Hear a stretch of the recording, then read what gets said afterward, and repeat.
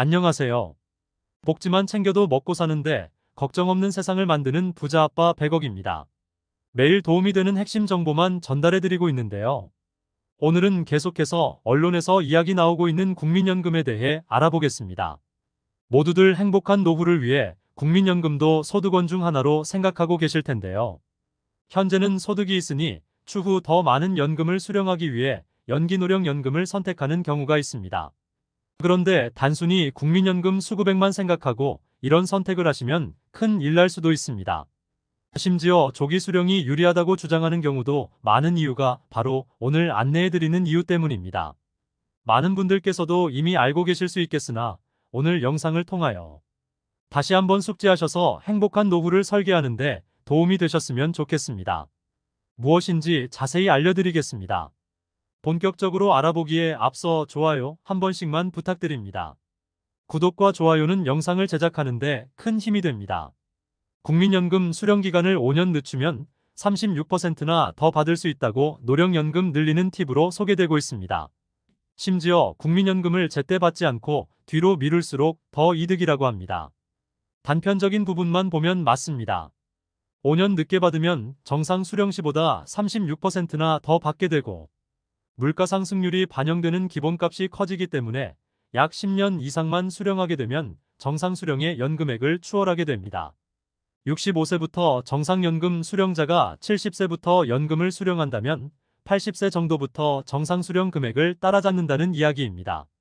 심지어 노후연금을 더 받기 위해서 60세가 넘어서도 국민연금에 가입하는 임의계속 가입자 또한 최근 5년간 2배가량 증가하였습니다. 현재 매달 국민연금으로 250만원가량을 수령하는 60대 남성의 경우도 정년 퇴직 후 연금 수령 시기를 5년 연기하여 그 금액을 늘렸다는 인터뷰가 나오기도 했습니다.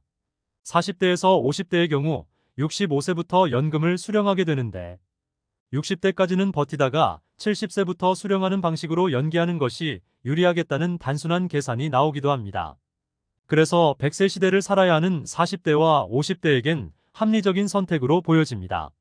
그런데 과연 노령연금을 36% 더 받는다고 이득일까요?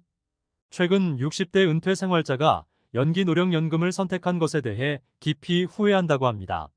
심지어 행정소송을 내고 싶을 정도라고 합니다. 그 이유는 바로 건강보험료 때문입니다. 바로 2022년 9월부터 건강보험 부과체계 개편에 따라 피부양자 자격 유지를 위한 소득 조건이 3,400만원에서 2천만원으로 대폭 낮아져 버렸기 때문입니다. 국민연금으로 월 167만원 연 2천만원 이상을 받게 되는 경우 피부양자에서 자동 탈락됩니다. 그렇다면 재산 한 푼 없이 월 167만원 국민연금을 받는 어르신께서 납부해야 할 건강보험료는 어떻게 될까요? 바로 66,640원입니다. 생각보다 얼마 안 되는데 라고 생각하실 수 있습니다. 그런데 바로 거주하는 공간인 집에 대한 부분도 생각해야 합니다. 연금소득 2천만원에 과세표준 4억원짜리 집 하나만 있는 경우 보험료는 어떻게 될까요? 바로 238, 500원까지 급증하게 됩니다. 소유하고 있는 집이 없어 3억원의 보증금으로 전세살이를 하고 있다면 얼마일까요? 118, 130원의 건강보험료를 납부해야 합니다.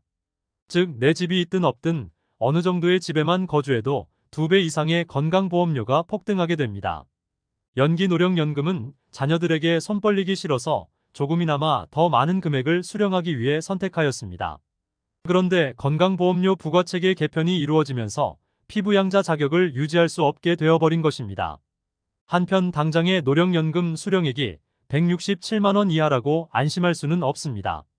모의 계산을 해보았을 때 65세부터 월 133만원 연 1,600만원을 수령하는 분의 경우 물가 상승률 4%시 71세에 2천만원을 넘게 되어 피부양자에서 탈락되고 월 125만원 연 1,500만원을 수령하는 분의 경우 73세에 2천만원을 넘기고 월 116만원 연 1,400만원을 수령하는 분의 경우 75세에 2천만원을 넘기게 됩니다. 결국 100만원을 조금 넘게 수령하더라도 10년을 넘기지 못하고 피부양자에서 탈락하게 됩니다. 물가 상승률 3%로 계산하면 월 133만원 연 1,600만원 수령 시 73세에 2천만원을 넘게 되어 피부양자에서 탈락하게 되고 월 125만원, 연 1,500만원을 수령하는 분의 경우 75세에 2천만원을 넘기고 월 116만원, 연 1,400만원을 수령하는 분의 경우 78세에 2천만원을 넘기게 됩니다. 물가상승률 2%로 계산하면 월 133만원, 연 1,600만원 수령 시 77세에 2천만원을 넘게 되어 피부양자에서 탈락하게 되고 월 125만원, 연 1,500만원을 수령하는 분의 경우 80세에 2천만원을 넘기고 월 116만원, 연 1,400만원을 수령하는 분의 경우 84세에 2천만원을 넘기게 됩니다. 물가상승률에 따라 다르겠으나 연 1,400만원만 수령하는 경우라도 짧게는 10년, 길게는 20년 이내에 피부양자에서 탈락하게 될 수밖에 없는 구조입니다. 간혹 피부양자 요건이 늘어나지는 않을까라고 말씀하시지만 소득 요건을 더 줄이면 줄었지 늘어나기는 건강보험 재정을 생각하면 거의 불가능에 가깝습니다. 또한 다른 소득은 제외하고 연금 소득만을 따졌기 때문에 연금 소득이 100만원이 넘으면 다른 소득이 조금만 있어도 피부양자에서 제외될 확률이 점점 늘어나게 됩니다. 개인적으로는 노령연금이 100만원 이하라면 물가상승률을 감안하더라도 90세 이상까지도 피부양자 자격을 유지할 수 있으므로 재산과표가 9억 원이 넘지 않고 다른 소득이 없는 분은 조기 수령까지도 고려해서 100만원 이하로 수령하는 것이 더 이득일 확률이 매우 높습니다.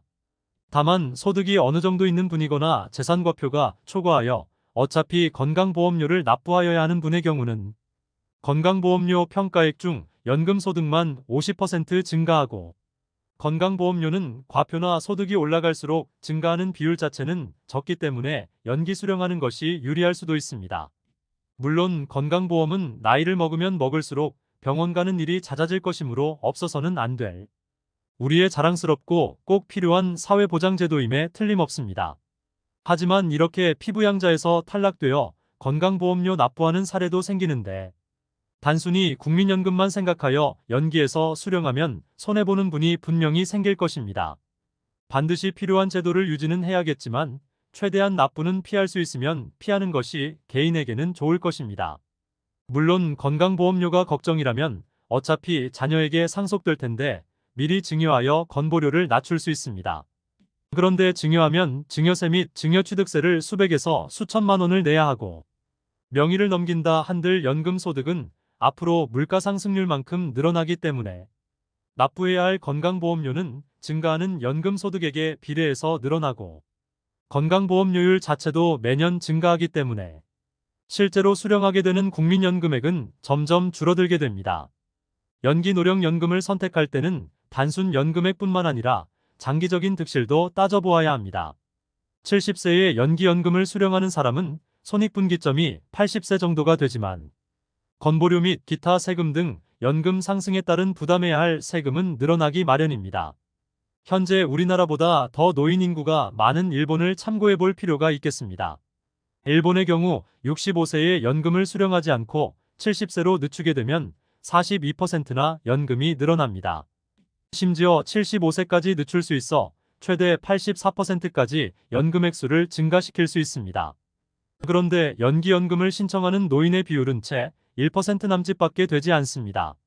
우리나라와 달리 건강보험 자기부담금이 높아지는 문제가 있긴 하지만 평균 수명이 우리나라보다 더 긴 일본의 국민들이 연기연금 신청 비율이 1%인 점은 깊이 생각해 봐야 합니다. 또한 우리나라는 기초연금제도도 도입되어 있습니다. 역차별 논란이 있기는 하지만 국민연금 액수가 늘어나면 기초연금 액수도 비례해서 줄어들고 집 한 채와 국민연금을 어느 정도 수령하면 아예 기초연금 수령도 불가능한 사례도 있습니다. 단순 연금만 생각하지 않고 건강보험료와 기초연금을 자세히 따져보아야 할 것입니다. 오늘은 노령연금 수령액 증가에 따른 건강보험료 부담 비율 증가로 실제 이득되는 부분이 없다는 맹점을 안내해드렸습니다. 또한 국민연금 수령에 따라 가장 많은 불만이 나오는 부분인 건강보험료와 연관지어 노령연금을 설명드렸습니다. 제가 말씀드리는 내용을 미처 생각하지 못해 기껏 연기하여 늘려놓은 연금을 세금으로 더 내는 것을 방지하고자 안내드리오니 참고하셔서 의사결정하셨으면 좋겠습니다. 다음 영상에서는 생활에 필요한 더 다양한 복지 혜택 및 정보를 소개해드리겠습니다. 끝까지 시청해주셔서 감사합니다. 오늘 영상이 마음에 드셨다면 좋아요 부탁드립니다. 구독 알람 설정을 해주시면 도움되는 정보를 매일 접하실 수 있습니다. 내일 또 뵙겠습니다. 감사합니다.